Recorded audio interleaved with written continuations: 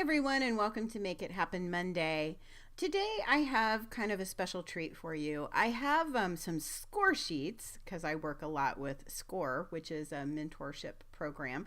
And if you haven't checked out SCORE, I highly recommend you check out score.org. I'll put the link in the email for you to be able to find out more information about SCORE. So if you're not using a business mentor, I highly recommend them, or your SBDC. Either one is a really good resource. And guess what?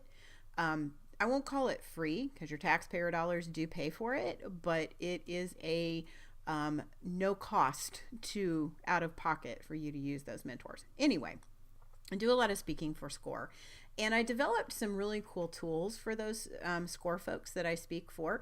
And one of them is a Facebook score sheet. Now, I have an email score sheet, which I'm going to cover in another Make It Happen Monday a little bit later.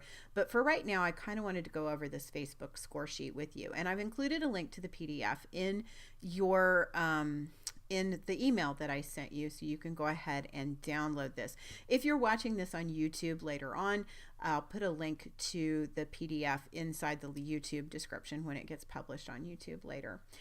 At any rate, so let's go over this a little bit because I want to just run through these topics really quickly, and I want you to think about, are you doing these things now?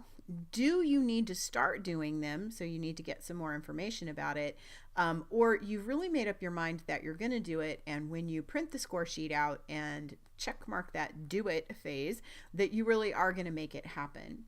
So the first one on this list is using a business page. This is pure and simple, probably the most fundamental part of using Facebook for marketing.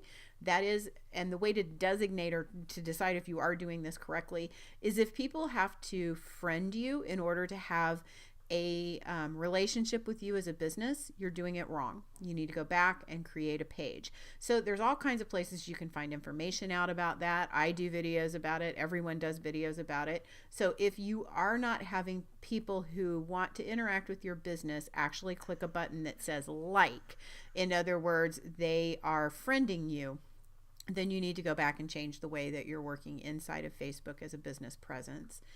Now, traditional logic says that you should post somewhere between 3 and 5 times a week to Facebook. I think that posting once a day to Facebook is probably a pretty good plan these days, as long as you're posting valuable content. Right now, and this is being recorded in June of 2017, so right now the logic is that you should post better content less frequently. So, but I still subscribe to once a day, minimum of 3 to 5 times a week. Really be considerate with your content. These days, consideration in your content, making it super valuable for your audience, is super important. So when it comes to content, there's 3 different kinds of content that are really nice to be able to use. Photos, definitely get your posts noticed more.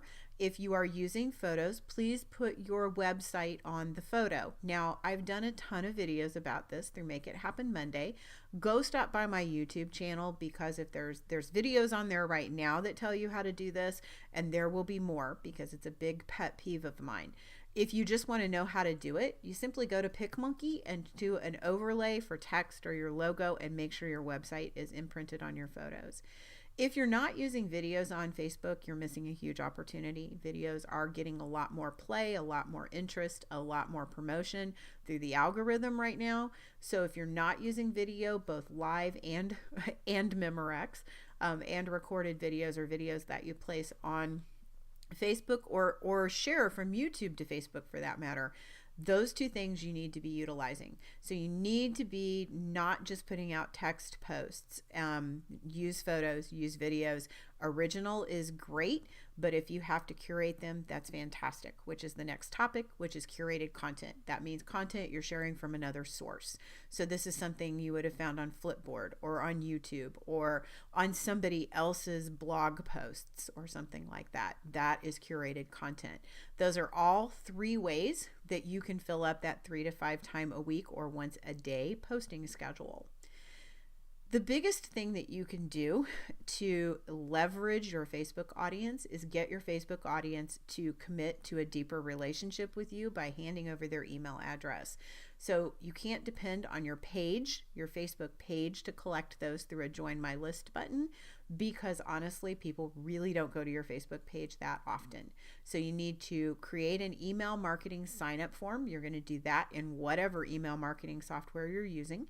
And once you get it done, then you are going to share that form on your Facebook page. So you're going to make a post about it and ask people to sign up, and you're going to share the sign up form URL so that they can go right to your sign up form and get that deeper relationship with you. I recommend a boost on that. And we're going to talk about a couple of other little campaigns that you can create that you can pay for.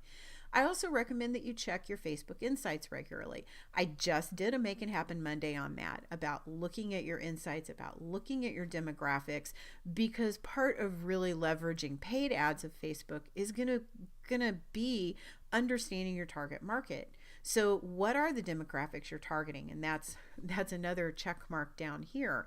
You need to know what the people are, who you're looking for. You also need to know what their interest level is. So what is their interest beyond you? What interests do they share in common beyond your business?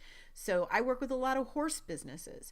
So people who sell products and services to the people who own horses. Those people all have in common horses. They also tend to all have in common barns. They also tend to all have in common pickup trucks. So that's a way that you can look at interest or behavior marketing as you go through things. I really think you do need to do some Facebook paid advertising, even if it's a boosted post or a page like promotion. Those are the two most common ones. Boosting a post is so easy. It's right on the bottom of every post you make. Facebook will even tell you, hey, this post is doing a better job than a lot of them you put on your page. Would you like to boost it and get a little more exposure? There's nothing wrong with throwing $10 or $20 behind that, as long as it's something that is going to help you to convert to sales. The same thing goes for a page like promotion. You can't really do much about leveraging your Facebook audience if you don't have a Facebook audience. So running some like promotions is really important. Website conversions are also important. That's taking people from Facebook over to your website and getting them to, like I said, being involved in a little bit more intimate relationship with your product or service or business or nonprofit. So looking at a conversion campaign that leads people to your website, especially if you have an e-commerce website, that's a critical part of this. Lead generation, if you have a product or a service that takes a lot of consideration before somebody actually pulls the trigger and pays for it, lead generation is another great campaign type. So page likes, website conversion, and lead generation are all types of paid advertising on Facebook, and you will find them in Facebook's ad manager. If you just go to facebook.com/business, it will take you eventually, you click on create an ad, it'll take you to the ads manager. So I've talked about all these ongoing campaigns. When you start utilizing paid marketing in Facebook, if you're really going to leverage this again as being a place that you're going to market heavily with your service or your message, I recommend that you keep consistent and ongoing campaigns that are in depth enough to really stay together to get people interested in what you're doing. In other words, people have to see it in their news feed, sometimes multiple times, before they'll interact with it. So creating an ongoing campaign that keeps addressing the same topic and reminding people is critical. Facebook has come out with a whole slew of new ways to be able to retarget and target your market. So these are just the very, very basics that I recommend that you do. If you are doing paid marketing, there's one thing that is not on this list, which has become really critical just within the last few months, and that is the Facebook Pixel.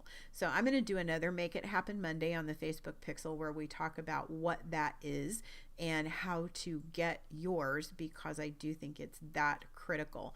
But this is the very basic part of it. The next step is, how are you going to take that audience that you build, that you want to leverage from Facebook, and actually do more with it as you go on. But until you have these steps in place, it's really hard to go to the next step.